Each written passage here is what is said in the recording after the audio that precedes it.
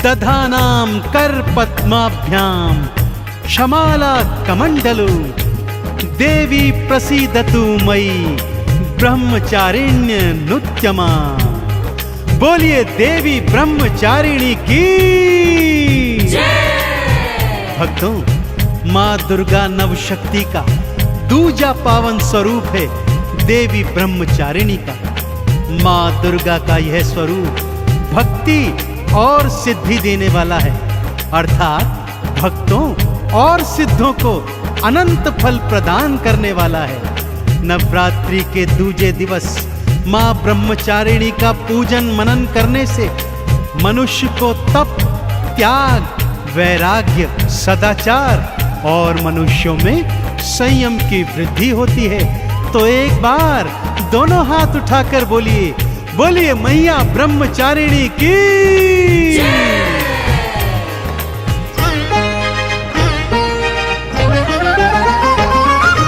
दुर्गा रूप निरंजनी दूजा ये अवतार है। ब्रह्मचारिणी माँ को ध्यालो सबका बेड़ा पार है। दुर्गा रूप निरंजनी दूजा ये अवतार है। ब्रह्मचारिणी माँ को ध्यालो सबका बेड़ा पार है।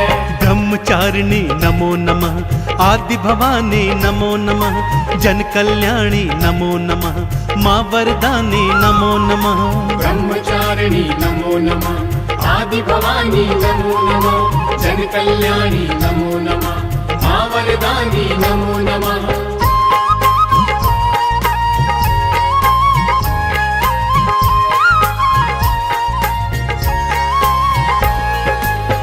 जैसा कि नाम से ही विदित है भक्तों, ब्रह्मचारिणी अर्थात तप का आचरण करने वाली माँ दुर्गा का ये स्वरूप तप का आचरण करने वाला है। माँ का रूप अत्यंत ज्योतिर्मय और भव्य है। देखिए भक्तों, माँ के शीश पर तो स्वर्ण का मुकुट सजा हुआ है। माँ श्वेत परिधान में सुसज्जित है। माँ के एक हाथ में जपमाला है तथा दूसरे हाथ में कमंडल। स्वाभाविक है कि माँ ने एक योगिनी तपस्विनी का रूप धारण किया है। माँ के इस ब्रह्मचारिणी स्वरूप की उपासना भक्तजनों में अपार शांति प्राप्त करती है। तो दोनों हाथ जोड़कर माँ के चरणों का ध्यान लगाते हुए आइए सुनते हैं माँ ब्रह्मचारिणी की पावन कथा।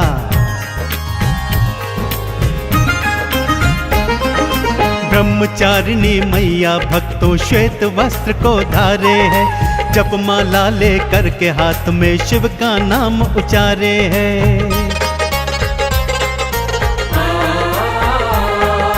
दूजे हाथ में लेके कमंडल नमः शिवाय बोलती। अपने मन मंदिर के द्वारे शिव के लिए ही खोलती। शांत स्वरूप अपार है, माँ करुणा आधार है। ब्रह्मचारिणी माँ को ध्यालो सबका बेड़ा पार है। ब्रह्मचारिणी नमो नमः, आदि भवानी नमो नमः, जन कल्याणी नमो नमः, माँ वरदानी नमो नमः।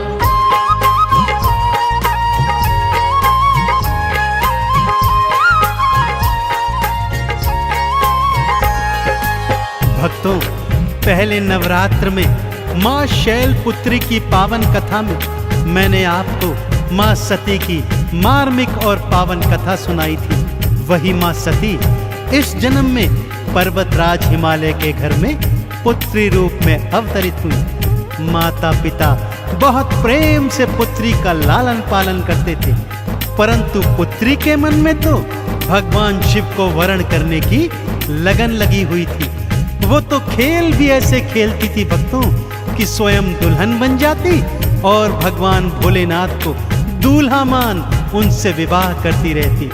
पहले तो माँ बाप ने ये बालपन समझकर इसको हंसी में उड़ा दिया, परंतु उन्हें ज्ञात नहीं था भक्तों कि ये कोई बाल हंसी नहीं है, ये तो जन्म जन्म का नाता है। आगे क्या होता है आइए सुनाता हूँ।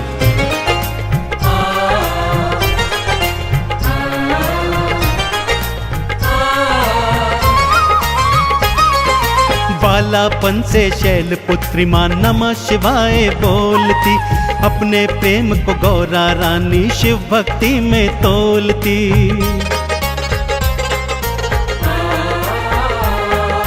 पहले तो मैया बाबा ने बात हंसी में उड़ाई है, पर गौरा की लगन देख के चिंता अब हो आई है। शिव इनके भगवान हैं, शिव ही इनका प्यार है, ब्रह्मचारिणी माँ को ध्यालो सबका बेड़ा पार है। ब्रह्मचारिणी नमो नमः, आदि भवानी नमो नमः, जन कल्याणी नमो नमः, माँ वरदानी नमो नमः।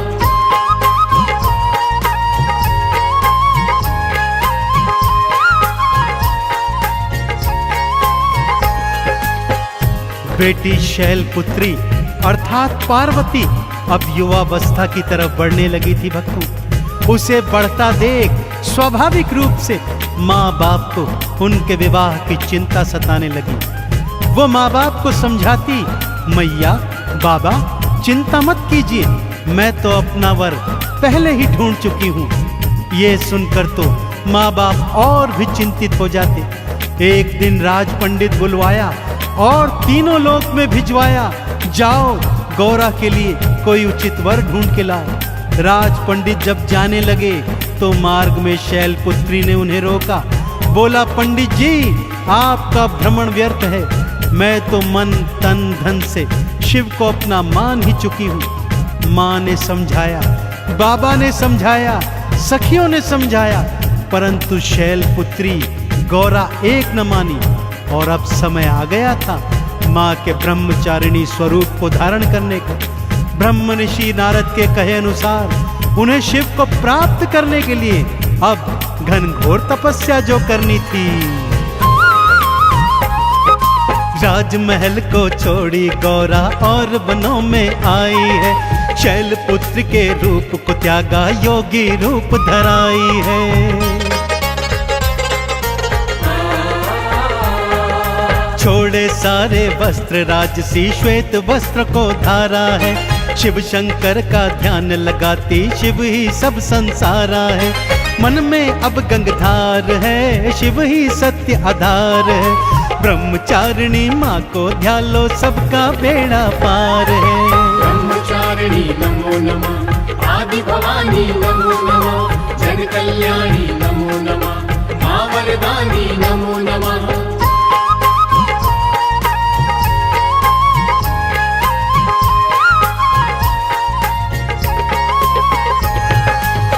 पूरे 1000 वर्षों तक माँ ओम नमः शिवाय मंत्र का जाप करती रही। 1000 वर्ष व्यतीत होने पर अब उनके तन से भी नमः शिवाय की वाणी प्रस्फुटित होती थी। उन 1000 वर्षों में माँ ने एक समय फल फूल खाकर अपना जीवन यापन किया, परंतु ऐसी कठिन तपस्या पर भी भगवान शिव ने माँ को दर्शन नहीं दिए।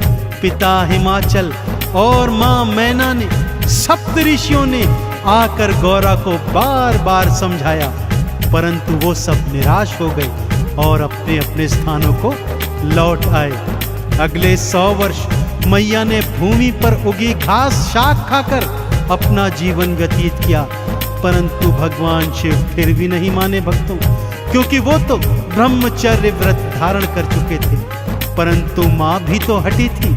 अब उन्होंने हठ योग की ठानी। माँ खुले आकाश के नीचे आ गई, एक पांव पर खड़ी हो गई, दोनों हाथों को ऊपर नमन मुद्रा में कर लिया और मुख खोलकर हवा और धूप का सेवन कर वर्षा का पानी पीकर अपना जीवन व्यतीत करने लगी।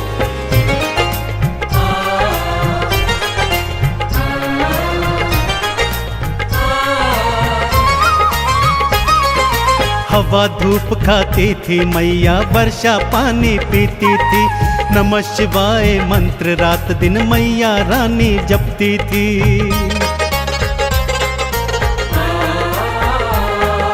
टूटे बिल्व पत्र भी खाए घास का सेवन करती थी, सुबह शाम और रात दिना बस शिव का नाम सुमरती थी। तप का किया संचार है, देख रहा संसार है। ब्रह्मचारिणी माँ को ध्यान लो, सबका बेड़ा पार है। ब्रह्मचारिणी नमो नमः, आदि भवानी नमो नमः, जन कल्याणी नमो नमः, माँ वरदानी नमो नमः।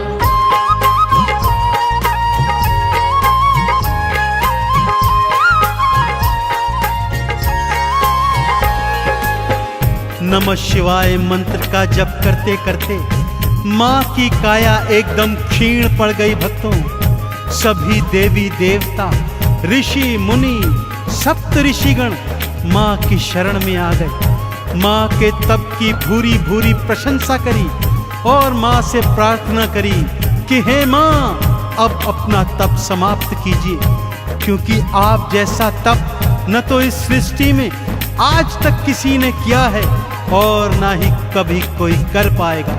सभी ने माँ शैलपुत्री गौरा को ब्रह्मचारिणी का नाम दिया। तभी से सबने मैया की ब्रह्मचारिणी बोलकर जय जय बुलाई।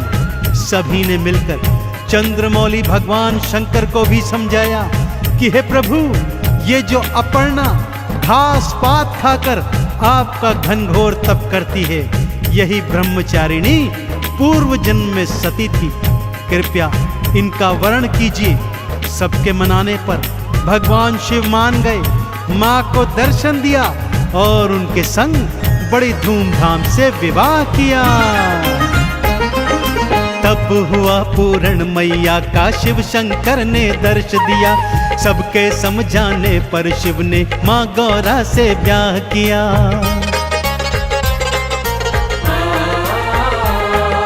नंदी चढ़ के शिव के संग में माँ कैलाश पे आई है। चंदन तिलक लगा भक्तों ने जय जयकार बुलाई है। खुशियों की बहार है, सृष्टि में जयकार है। ब्रह्मचारिणी माँ को ध्यान लो, सबका बेड़ा पार है। ब्रह्मचारिणी नमो नमः, आदि भवानी नमो नमः, जन कल्याणी नमो नमः।